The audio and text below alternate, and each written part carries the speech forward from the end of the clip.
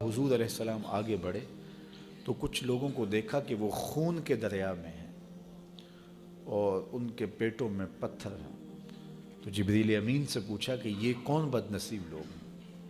तो अर्ज़ करने लगे, या रसूल अल्लाह सल्लल्लाहु अलैहि वसल्लम, ये वो बदबख्त हैं जो सूद खाते थे।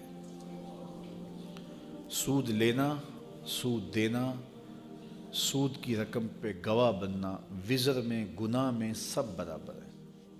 और अल्लाह ताला जल्ला शानहू ने इतनी सख्ती के साथ हमें सूद से मना किया है। कुरान मजीद उठा के देखिए, किसी शख्स से अल्लाह ने ऐलान जंग नहीं किया, सूद खोर से ऐलान जंग किया। अल्लाह अकबर। और मुझे बताओ, जिसको अल्लाह जंग का चैलेंज दे तो फिर उसके पल्ले बचता क्या है, उसके पास रहता क्या है? उसका सब कुछ लुट जाता है।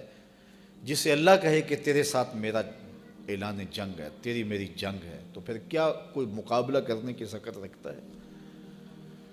तो सूद खोर चैन गवा बैठता है, करार लुट जाता है, बातें उजड़ जाता है। वो समझता है कि इससे मेरा कारोबार आगे निकल जाएगा, लेकिन उसका अंजाम रुसवाई है।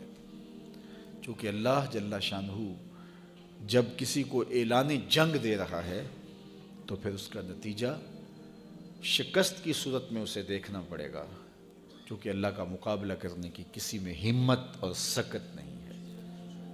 वो रुसवा हो जाएगा। कुर्बे क़यामत में सूद आम कर दिया जाएगा, मुख्तलिफ नामों से सूद होंगे। बल्कि एक मुकाम पे फरमाया कि सूद ना पहुंचा हर शख्स को उसका दुखान यानी धुआं ज़रूर पहुंचेगा। तो इसलिए बहुत ज़्यादा एहतियात करने की ज़रूरत है अपने मामलात को पाक रखने की।